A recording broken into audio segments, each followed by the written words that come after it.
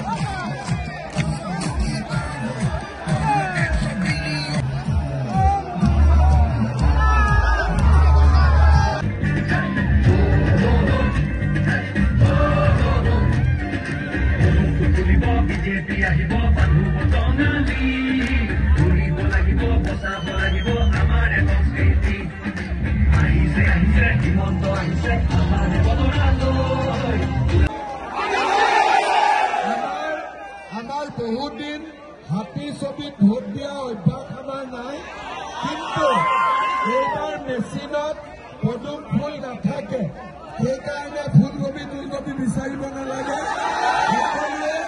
সকলোৱে হাতীৰ ছবিত আমি ভোট দিব লাগিব হ'ব আৰু বাকি আমাৰ সব ঠিক ঠাক একো কথা নাই ফণীভূষণ চৌধুৰী ডাঙৰীয়া এমপি হলে সৰ্বমুঠ আমাৰ অসমৰ লোকসভাৰ সিট বাঢ়িব কিমান দাম এটা ভ্যাকসিনৰ দাম 30,000 টকা ভ্যাকসিনটো দিলে কি হয় 10 বছৰৰ ছোৱালীক যদি আমি দুটা ডোজৰ ভ্যাকসিন দিও ছোৱালীজনীৰ শৰীৰত সাৰ্ভাইকেল ক্যান্সাৰ নহয় মহিলা ক্যান্সাৰ দুই ধৰণৰ হয় ব্ৰেষ্ট ক্যান্সাৰ নহলে সাৰ্ভাইকেল ক্যান্সাৰ মানে কি প্ৰজনন অংগ দুৱা ক্যান্সাৰ আজি মোদী ডাঙৰীয়াই এবাৰ বিজেপিৰ মেনিফেস্টোত লিখিছে যে যাতে আমাৰ মহিলাৰ সাৰ্ভাইকেল ক্যান্সাৰ নহয় এইবাৰ আমি সকলোকে ভ্যাকসিনেশন কৰিম, বিনামূলীয়াকৈ আমি ভ্যাকসিনেশন কৰিম। এতিয়া যেতিয়ালৈকে মোৰ ঘৰত বেমাৰ নহয় তেতিয়ালৈকে মই গম নাপাম, কিন্তু বেমাৰ হোৱাৰ দিনাখন ডক্টৰে ক'ব সাৰ্ভাইকেল কেঞ্চাৰ, কিন্তু আমি বুজি পাম যে এইটো ভ্যাকসিন ল'লেতো এইটো নহ'লেতো। লাহে লাহে কেঞ্চাৰৰ ভ্যাকসিনৰ গৱেষণা চলি আছে। আজি আমাৰ সাৰ্ভাইকেল কেঞ্চাৰৰ ভ্যাকসিন ওলাইছে, লাহে লাহে বিভিন্ন প্ৰকাৰৰ কেঞ্চাৰৰ ভ্যাকসিন ওলাব আৰম্ভ কৰিব। গৱেষণাবিলাক বহুত আগবাঢ়িছে। এই কথাবিলাক চৰকাৰসমূহে যেতিয়া গম পায়, চৰকাৰসমূহ যেতিয়া সেন্সিটিভ হৈ থাকে, মানুহৰ নিদৰ প্ৰতি, মানুহৰ প্ৰয়োজনৰ প্ৰতি যেতিয়া চৰকাৰ সেন্সিটিভ হৈ থাকে, তেতিয়া সমাজখন বহুত শৃংখল হয়। বহুত মানুহে কয় যে অৰুণোদয় কিয় দিব লাগে, হিতাধিকাৰী হয়। আপোনালোকে চাব, আমি বুজি নাপাওঁ। আমাৰ ঘৰত যিগৰাকী মহিলা কাম কৰিব আহে, অৰুণোদয় হোৱাৰ আগৰ জীৱন আৰু অৰুণোদয় হোৱাৰ পিছৰ জীৱন। অৰুণোদয় নাথাকোতে হাজবেণ্ডৰ পৰা তাই যিমান সন্মান পাইছিল, যেতিয়া মাহত 1250 টকা একাউণ্টত আহে, সেই মহিলাগৰাকীৰ ঘৰত সন্মান দুগুণে বৃদ্ধি হয়। যে কাৰণ আৰ্থিক অৱস্থাটোৱে আজিকালি আমি নাভাবাকৈ মেটেৰিয়েল লাইফত ইকনমিক ষ্টেণ্ডাৰ্ডে বহুত ডিপেণ্ড কৰে। আপোনালোকে চাব, ঘৰত দুজন ল'ৰা আছে, উপাৰ্জন কৰা ল'ৰাজনৰ মাকৰ চকুত চব সমান, কিন্তু তথাপিতো উপাৰ্জন কৰা ল'ৰাজনৰ মাংস এক টুকুৰ বেছি গৈ দিয়ে। যদিও মাকৰ চকুত কোনো পাৰ্থক্য নাই, কিন্তু মানুহৰ জীৱন অৰ্থনীতিয়ে নিৰূপণ কৰে। মৰম অন্তৰত যি নহয়, ই ঘৰৰ গোটেই দায়িত্ব ই লয়। ইয়াৰ উপাৰ্জনে দিয়ে ঘৰত চাম, গতিকে ডাঙৰ ল'ৰা আহিব, এতিয়া হুলস্থুল নকৰিব, সি ভাতটো ভালকৈ খাওক। এই একে ধৰণৰ ঘটনা ক'ব নোৱাৰাকৈ অৰুণোদয় আঁচনি অহাৰ পিছত বয়োজ্যেষ্ঠ মহিলা, দেউতাক মাক আছে ঘৰত, দেউতাক আছে, মহিলাগৰাকী একাউণ্টত 1250 টকা আহে, মহিলাজনীৰ সন্মান ঘৰখনত বহুত বাঢ়ি যায়।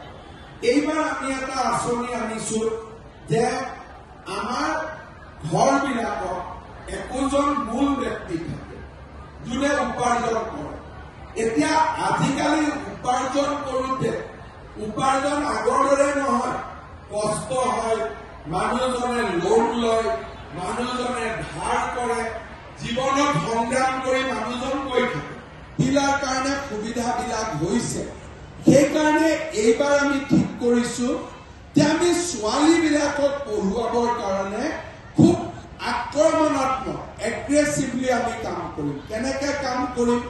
ল'ৰা আৰু ছোৱালী দুইটাকে আমি কলেজত বিনামূলীয়াকৈ এডমিশ্যন কৰি দিম, আৰু ছোৱালীজনী যেতিয়া কলেজত এডমিশ্যন ল'ব, হায়াৰ ছেকেণ্ডাৰী ফাৰ্ষ্ট ইয়াৰত তাইক অহা যোৱা খৰচৰ কাৰণে আমি 10,000 টকা দিম, ডিগ্ৰীত 12,500 দিম, আৰু ইউনিভাৰ্চিটিত পঢ়িলে, বিএডত পঢ়িলে আমি 25,000 টকা দিম। অৰ্থাৎ দেউতাক মাকে ছোৱালীজনীক সমস্যা বুলি ভাবিব নালাগে, দেউতাক মাকে ছোৱালীজনীক সম্পদ বুলি ভাবিব লাগে। মই এই কথাবোৰ এইকাৰণে কৈছো যে আমাৰ বিজেপি চৰকাৰ, এজিপি আমি লগ লাগি এখন নতুন অসম বনাবৰ কাৰণে আমি চেষ্টা কৰিছো, যিখন অসমত মানুহৰ সুখ থাকে, শান্তি থাকে, প্ৰগতি থাকে। আৰু চাওঁতে চাওঁতে আপোনালোকে পৰিৱৰ্তন দেখিছে আৰু পৰিৱৰ্তন দেখি থাকিব। মই আশা কৰো যে বিজুলী বাইদেউক যেতিয়া আপোনালোকে ভোট দিব, মোদী ডাঙৰীয়াক আশীৰ্বাদ কৰা হ'ব। আৰু মোদী ডাঙৰীয়া ভাৰতৰ প্ৰধানমন্ত্ৰী হৈ থাকিলে মই এনেকে বহুত কাম কৰিব পাৰিম, কাৰণ মোদী ডাঙৰীয়াৰ আশীৰ্বাদ থাকিলে বেলেগ ভয় খাব নালাগে, সাহসেদি কাম কৰিব পৰা যায়। কাৰণ তেখেতে কাম কৰা মানুহক আগুৱাই দিয়ে, ভাল ৰিজাল্ট কৰা ৰাজ্যক তেওঁ অৰিহণা দিব। আজি আমি অসমে ভাল কাম কৰি আছো।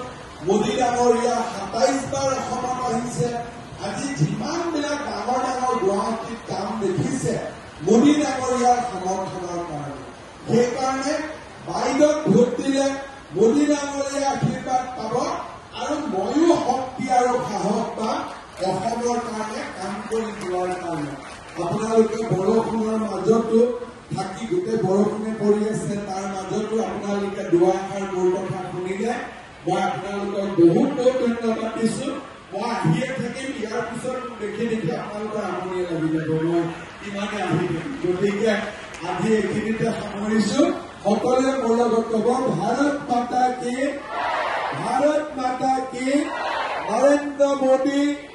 নৰেন্দ্ৰ মোদী বিজুলী কলিতা মেধি ৰমেন্দ্ৰ নাৰায়ণ কলিতা বহুত বহুত ধন্যবাদ জয় হিন্দ বন্দে মাতৰম